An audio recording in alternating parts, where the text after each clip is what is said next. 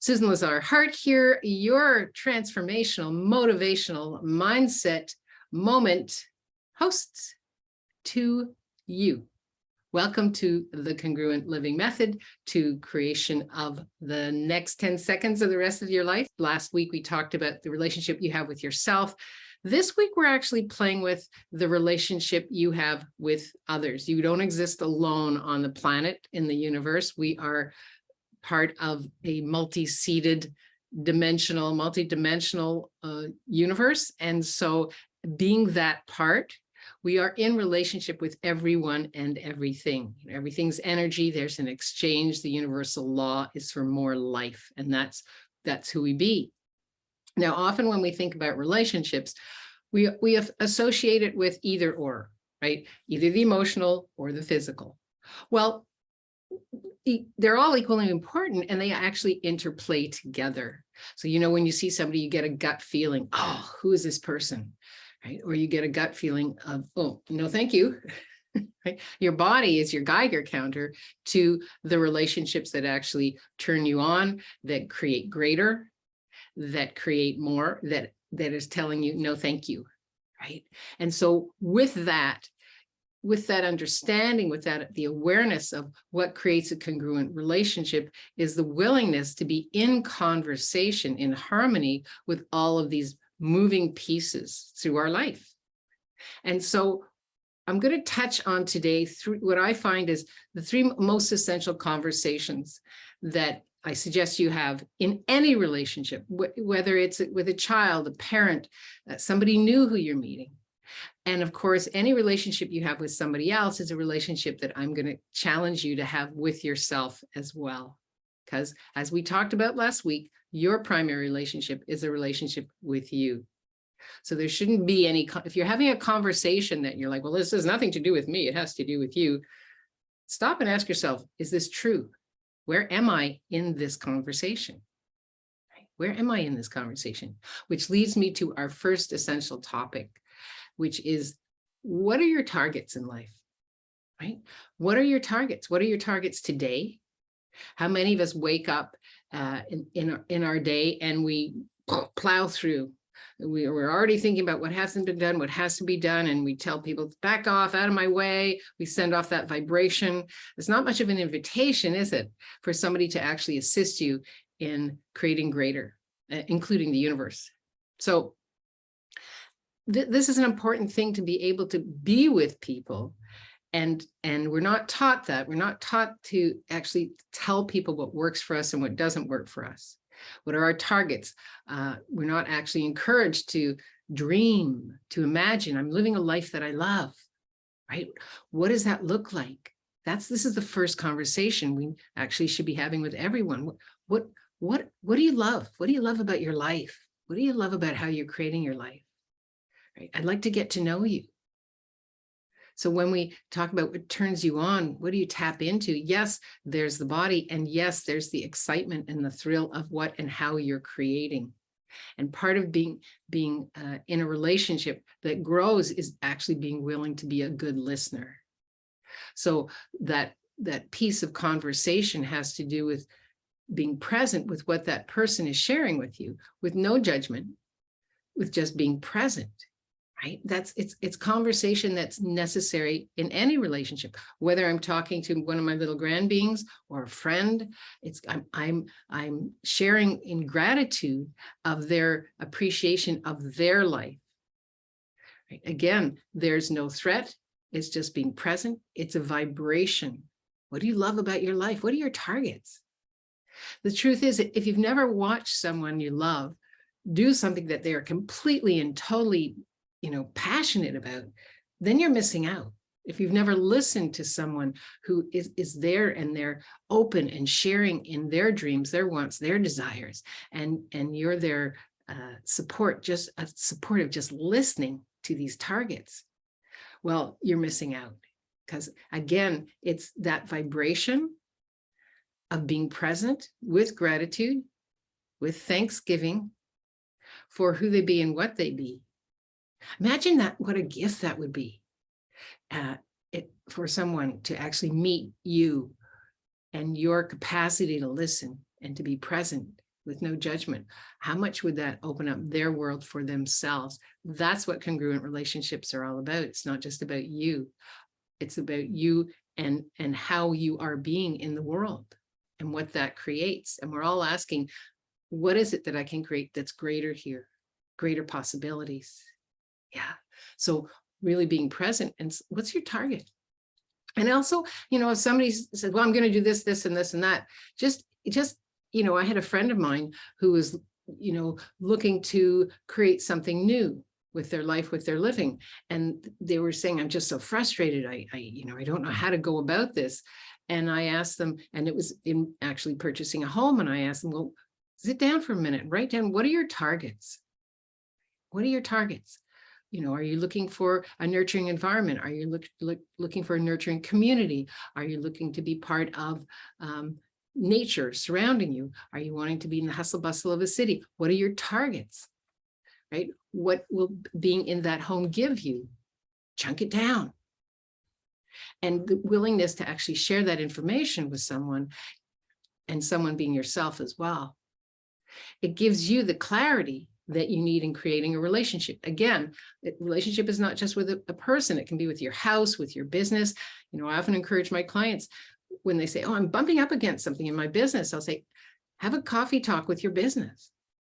Ask your business, business, what do you require of me? What are your targets with your business?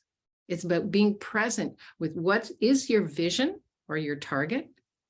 I'm living a life that I love. It's 12 months from now. I'm so happy and grateful my business is creating this. My target with my life is this. My target with my body is this. Chunk it down and then be present with what that next best step is. It's that conversation with other people that gives you that sense of where they're coming from. People often say, I don't know where they're coming from. Well, did you ask? What's your target? What's your target here? What's your target in this conversation? And again, you're coming from a place of curiosity, of genuine curiosity, not of shame, blame, regret, right? Leave those at the door. Those aren't yours to begin with. Yeah. The second most essential conversation that I play with is getting to know what matters most. Right. So it might seem that this should be, you might say, well, Susan, this is like, why should I have to ask? I can see what matters most. No. How people act is not necessarily what they desire from the inside out. So ask somebody, what matters most to you, right? This is a conversation that we've been taught not to have. We're supposed to know. I used to say, God doesn't come down and whisper in my ears. I require conversation. What is it that you require, right? What do you require of me? This actually works for me. This doesn't work for me. This is what matters most. And so the willingness to be present with that information gives other people information about how they can relate to you, and gives you information of what it is that they're actually putting as a priority. Because we've been taught to judge people. What's that word? Critical. I'm just giving you my critical something or other. I can't even remember what it is. I've erased it from my universe. But it's such a silly thing, because when you're being critical, you are coming from judgment, self-criticism. Oh, right? How about self-gratitude? I'm so happy and grateful that you're actually sharing this information with me of what matters most. I didn't know. How much are we in relationship with a child, a parent, a spouse, a partner, a business partner, our businesses, without having that conversation of, tell me what matters most to you here. Do you see how, if you're actually willing to come in with questions when you're in a conversation with somebody, it dissipates any of the judgment? It dissipates that we've been taught to wait for that critical, we've been taught to wait for the judgment. Well, it just dissipates it all. It's like, tell me truly, what matters most to you? And then it's that being in that place, right? It gives you the insight that you're actually requiring to be present with someone. And being present with someone else is the biggest gift. We're talking about Thanksgiving. It's the biggest gift you can give anyone. It's so rare to find someone who's actually willing to be present and listen. So what are your targets? You're living a life you love. Just play with me. You're living a life you love. What does that look like? And what matters most to you? These are fundamentals that we were never taught to ask. What matters most to you? What's another way of being with this? Dream with me. Somebody says, well, I don't know. Dream with me. Let's dream. Let's imagine. What does that look like for you? And the last one is, and let people know what works for you and what doesn't work for you. You know, one of the exercises I often give a client when they say, well, I can't tell him or her that.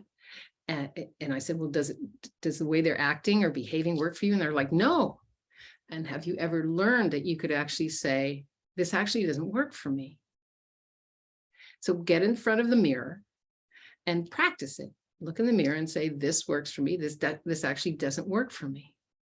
Because there's so much misunderstanding when we take whatever's going on and we internalize it and no one knows what's going on. And again, God doesn't come down and whisper in people's ears and say this, oh, by the way, she's pissed off because, or he's holding this against you because, or he's really excited because, or she's really upset because, or no, what's working for you? What are your targets? What matters most to you? What's working for you? And actually, when something's being asked of me and it doesn't work for me, I'll just come out and say, you know what, thanks so much. Actually, this doesn't work for me. And then you totally bypass the whole anger, rage, fear, blame, shame, regret thing, right? It's letting people know what works for you.